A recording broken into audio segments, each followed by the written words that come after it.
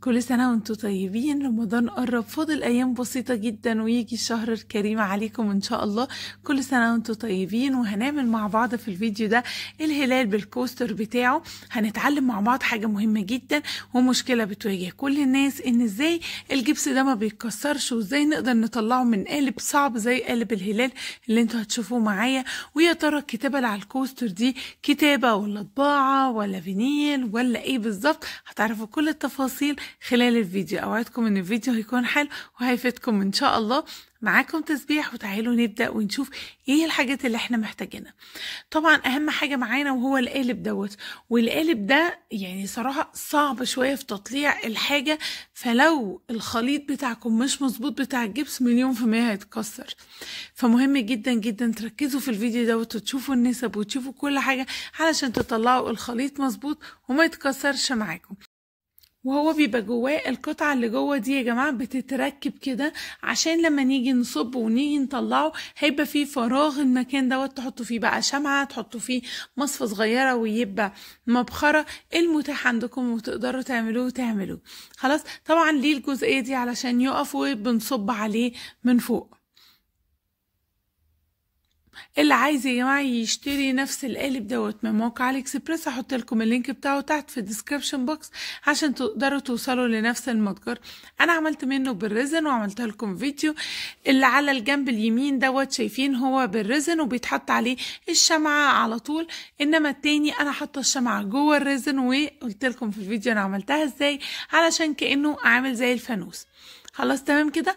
طبعا هيبقى معايا ميه ومعايا جبس ومعايا كوبايه، ومهم جدا نلتزم بالنسب بتاعه الخلط والمعيار اللي انا هعمل بيه. التزموا بالنسب علشان تطلعوا خليط صح تعرفوا تطلعوه من القالب دوت. وكمان معايا ورق دهب. اول حاجه انا هعملها، انا عايزه يا جماعه الهلال بتاعي يطلع عليه ورق دهب. فقدامكم حلين اما ان احنا نوزع ورق الدهب من الاول خالص، او ان احنا بعد ما القطعه بتاعتنا تطلع نحط عليها ورق الدهب.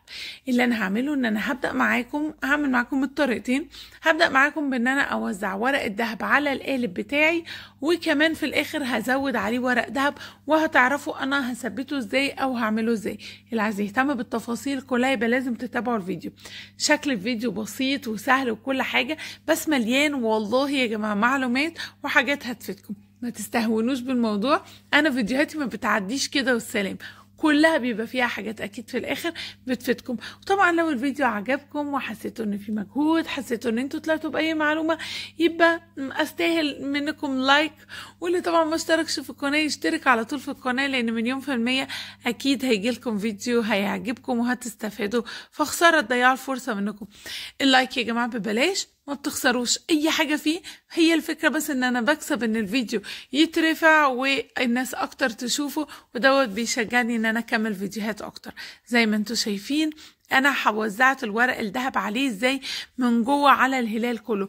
وارد خدوا بالكم من حاجه، ان انتوا لما تحطوا الجبس الورق الذهب يتحرك، حاجات هتتحرك وحاجات هتكون ماسكه في القالب مش هتتحرك، فلا هيتحرك جوه مش مشكله عادي. وزي ما قلت لكم هنقدر في الاخر نزود ورق دهب زي ما احنا عاوزين. خلاص. انا كمان حطيت على القطعه اللي قدامكم الزغنطوطه دي علشان دي هتبقى باينه واحنا بنحط عليها الشمعه فعشان تدي شكل حلو. طبعا لازم ندخلها في مكانها بالظبط علشان تضمنوا ان الجبس مش هيدخل في المنطقه دي. خلاص. تعالوا بقى نعمل الخليط بتاعنا. الخليط هو يا جماعة المشكلة اللي انتوا بتقعوا فيها وبتعملوا فيها غلطات. النسبة هنا ايه؟ النسبة معيار ونص مية قدامها معيارين جبس. خلاص. فكرة المعيار، في ناس بتقولي انا معيش المعلقة دي، يا جماعة اعملوها بالكوباية، يبقى كوباية ونص مية قدامها كوبايتين جبس. فهمتوا قصدي؟ الحاجة اللي هتقيسوا بيها الجبس قيسوا بيها المية، مالكمش دعوة باللي انا بقيس بيه. خلاص. بعد ما بنحطهم اول حاجة ان احنا بنحط الاول المية وبعد كده بنرش على السطح كده الجبس، ونستنى لما الجبس ينزل تحت خالص نبدأ نقلبه، نتأكد ان احنا قلبناه كويس جدا مفيش اي كلاكيع، وابدأ اصب حتة حتة زي ما انتوا شايفين كده، وارج الصينية او الطبق اللي انا حطاه تحت ده علشان اتأكد ان البابلز طلعت. وما تقلوش الخليط قوي علشان خاطر نعرف الجبس ينزل في الاماكن الرفيعة. بعد كده انا هسيبه ينشف. انا فتحته تاني يوم، خلاص انا سيبته علشان اطمن، لان الصراحة القالب صعب ورخم وانا كنت خايفة جدا ان هو يتكسر، بس اللي يمشي بالمعايير بتاعتي هيطلع نتيجة حلوة قوي. وزي ما قلت لكم استنوا عليه تاني يوم، بلاش تستعجلوا وتطلعوه. طبعا انا بصوا انا هنا بحارب يعني، لان القالب قوي، كل ما احاول اتنيه يروح راجع، ف واحدة واحدة هتلاقوا الموضوع طلع وبسيط خالص وسهل. بصوا ورق الدهب اهو ظهر لنا وطالع شكله جميل. انبسطت قوي الصراحه ان القطعه طلعت معايا سليمه وما طلعش فيها اي مشاكل خالص، الحمد لله. ان شاء الله في الفيديوهات الجايه يعني في فكره تانية ناويه اعملها عليه، فربنا يسهل يا رب، ان شاء الله نعمل افكار تانية قدام حلوه. خلاص انا هنا قاعده برضو بطلعه واحده واحده. اهم حاجه يا جماعه على فكره انا مسرعه الفيديو، اهم حاجه ان انتوا تطلعوه بشويش جدا جدا جدا، عشان تتفادوا ان انتوا بتطلعوه مثلا تتكوا من هنا تتكوا من هنا. احنا مش عاوزين نكسر القالب بتاعنا. خلاص بعد ما هنطلع الشكل بتاعنا نبدأ بقى ندخل في المراحل التانية اللي احنا هنعملها. طبعا اي شكل بنعمله بالجبس لازم بعد ما خلاص احنا خلصناه، لو في تلوين نلونه، لو في ورق دهب يتحط، لو في صنفرة تتعمل، بعد كده ندخل في عملية العزل. يبقى العزل هي اخر مرحلة. برضو في ناس كتير بتسألني هو القالب بعد كده بيتنضف ازاي؟ عايز يا جماعة اغسلوه بمية وصابون واغسلوه واشطفوه وسيبوه ينشف هيبقى تمام. بصوا للأسف المصفى اللي عندي طلعت كبيرة عليه، ازاي؟ انا هجرب بعد كده احط فيه قطعة المبخرة اللي انا بحطها واصنفره، بس هيبقى في فيديو تاني بديزاين تاني خالص. القطعة اللي قدامكم دي انا هستخدمها للشمع بس. خلاص تعالوا نبدأ نعمل القطعة اللي قدامكم دي بنفس الطريقة ونفس الفكرة. حط فيها ورق الذهب ونفس الخليط اللي هو معيار ونص من المية، قدامها معيارين من الجبس. خلاص تمام كده. مهم جدا برضو حاولوا تنشفوا المعيار قبل ما تحطوه في الجبس، لانه الصراحه بيلم جبس كتير. شايفين انا برش ازاي على الوش وبستنى لما الجبس ينزل تحت عشان ابدا اقلب واشتغل شغلي. برضو معلومه مهمه يا جماعه، لان الناس هتسالي هو ينفع بعد ما استخدمنا القالب اهو للجبس ارجع بقى اعمل بيه هلال بالريزن؟ للاسف لا، لان خلاص القالب فقد اللمعان بتاعه، اللمعان اللي احنا بنحتاجه للريزن راح خلاص. فخلاص انا حتى بعت اجيب قالب تاني ان شاء الله، بحيث ان انا اخلي قالب للريزن وقالب للجبس. خلاص زي ما انتم شايفين انا بدأت ان انا اوزع ورق الدهب هنا، بس انا غلطت ان انا خلطت الجبس قبل ما اوزع، فالصراحه كنت بوزع بسرعه قوي علشان قبل ما الجبس بتاعي يتقل. وهبدا اصب الجبس بتاعي خلاص اهو، وهتلاحظوا طبعا ان في ورق دهب بيتحرك معانا، فما فيش اي مشكله في الموضوع ده. وهنخبط برضو تاني على الطبق علشان نضمن ان كل البابلز تطلع فوق. لما تلاقوا البابلز بتطلع فوق كده انفخوا عليها هتلاقوا البابلز بتفرقع. خلاص وهنا ده نشف. انا هنا فتحته بعد ساعتين، لان القالب ده سهل جدا جدا ان هو يفتح، بعكس طبعا القالب بتاع الهلال بياخد وقت. بصوا هنا الورق الذهب ازاي في حته على جنب لقيتها فاضيه، فصراحه انبسطت قوي، قلت ان هي للكتابه يعني. خلاص فانا قررت ان انا احط الهلال بالمنظر ده. وهنا جبت كتابة فينيل، وبعد كده جت في دماغي فكرة تانية خالص، ان انا بدل ما احط كتابة الفينيل، انا برضو لاحظت ان حاجة ان الفينيل الصراحة ما بيمسكش قوي في الجبس، وبيبقى محتاج ان احنا نزود له مادة لزق او حاجة علشان خاطر يمسك معانا في الجبس. فانا فكرت ان انا اعمل بقى فكرة تانية من نفس الكتابة دي. تعالوا شوفوا انا هعمل ايه.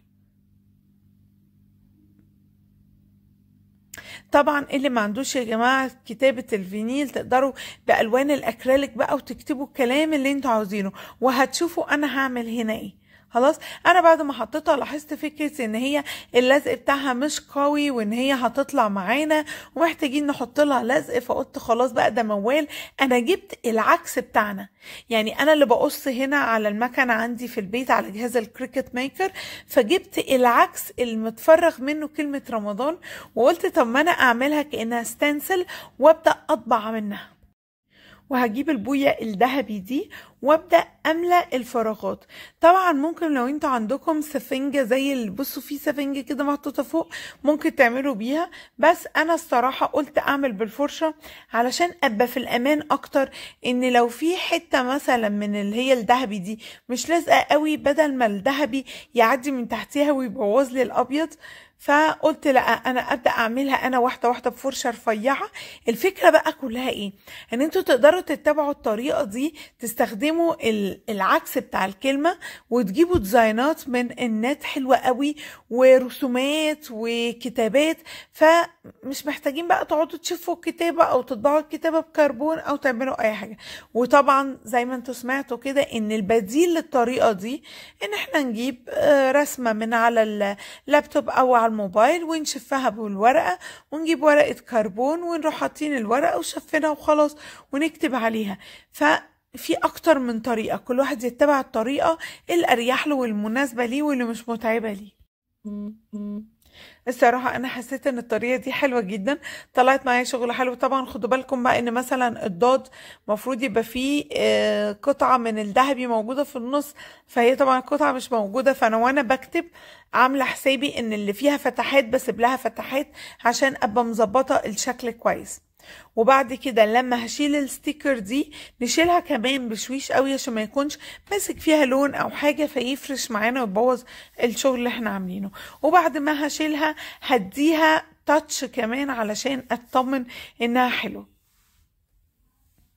وزي ما انتوا شايفين كده الشكل حواليه تحس ان هو فاضي او ناقص ورق ذهب، فانا هرجع ازود ورق الذهب، وهتشوفوا انا هزود ورق الذهب ازاي بعد ما الحاجة نشفت. يا ترى انا هلزقه ازاي او هعمل ايه؟ فدي نقطة مهمة، تابعوا معايا الفيديو. لو انتوا بقى متابعين جداد فاهلا بيكم في القناة. كورس الجبس كبير يا جماعة، يمكن دوت انا مش متأكدة دلوقتي هو الفيديو ال 24 ولا 23، وفي قبليه فيديوهات بقى من الاول خالص وكذا طريقة للخلط ونسب مختلفة، حتى كمان في طريقة خلط بالميزان لو انتوا حابين.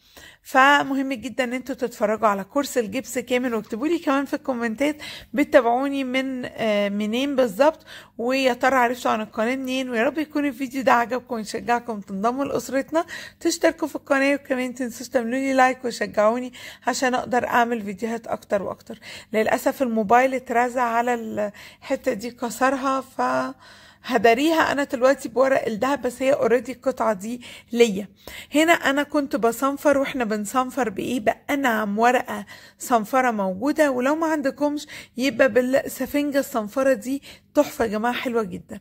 خلاص انا هنا جبت المود بادج اللي هو بتاع الديكوباج. طب لو ما عندكمش ممكن بغيره ابيض متخفف ونحط في الاماكن اللي احنا عايزين نلزق عليها ورق الدهب، وهروح جايبه ورق الذهب وابدا اوزعه كده بايدي. طبعا المتابعين الحلوين اللي دايما في ظهري، عايزه اشوف اللايك الجميله اللي بتشجعوني بيها والكومنت الحلو. قولوا لي ايه رايكم في القطعه دي، حلوه ولا ايه الدنيا؟ ولو عندكم اي تعديلات عليها كمان قولوا لي. وما تنسوش بقى ان اكتبوا لي افكار جديده مثلا عاوزين تشوفوها. ولسه على فكره الجبس فيه فكره مشروع تحفه تحفه. بصوا مشروع سهل جدا وتحفه جدا للناس اللي بتشتغل في الجبس، جاي الفتره الجايه ان شاء الله هقوله لكم، وبجد هتدعوا لي جدا في الفيديوهات ان شاء الله. بصوا انا هنا زودت ورق ذهب شويه عند البوز بتاع الهلال. ممكن بقى طبعا نلزق الهلال، يعني لو حطينا حبة جبس كده على الكوستر وحطينا الهلال هيلزق، او حتى ايبوكسي، بس انا الصراحة مش هعمل كده، انا هحطه وحسب بقى اللي هيستخدمه. عايز يحط الهلال، مش عايز كلمة رمضان تبقى ظاهرة، عايز زي ما انا شفته في اول الفيديو يبقى فيه فنانيس، الموضوع يرجع لكم. انا هنا هبدأ عملية العزل، وده ورنيش بيلمع والتاني كان ورنيش مات ما بيلمعش. انا هعزل بالورنيش اللي بيلمع علشان ما تطفيش لمعة طبعا ورق الذهب. ولما بنعزل يا جماعه بنعزل بالثلاث طبقات.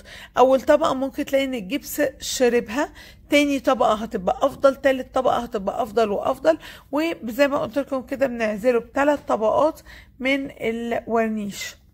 وبالنسبه للجزائر اسمه فيرني تقريبا، لان انا بفاجئ ان متابعين الجزائر كلهم بيكتبوا ان هما مش عارفين هو ايه، وانا عرفت من واحده هو اسمه فيرني. خلاص هبدأ كمان اعزل القطعة بتاعتي. خدوا بالكم ان احنا بنعزل من فوق ومن تحت ومن كله، اعزلوا القطعة كلها. العزل دوت بيعمل ايه؟ هو بيحافظ على القطعة شوية، خليها تعيش اكتر، بيحميها اكتر. بس هل لو وقعت هتتكسر؟ طبعا هتتكسر، واكيد طبعا ما نحطهاش في وسط مية، انما لو مسحنا بمنديل مبلول خفيف كده فتمام اوكي. ولازم تسيبوا كل طبقة في العزل يا جماعة تنشف كويس قوي قبل الطبقة التانية. انا هنا خلصت، بس انا عملت طبقة واحدة وقلت اكمل بعد ما اخلص تصوير الفيديو وتنزيله علشان الحق بس انزله لكم. ايه رأيكم بقى في القطعة دي؟ انا شايفاها شكلها حلو جدا، وكمان لو اتحط فيها فنانيس على جنبها هيدي شكل حلو قوي. كده الفيديو بتاعنا خلص. ما تنسوش تعملوا لي لايك من غير فلوس، بس بيشجعني جدا، ولو انتوا مكملين لغاية دلوقتي فشكرا جدا ليكم. استنوا فيديو جديد. سلام عليكم.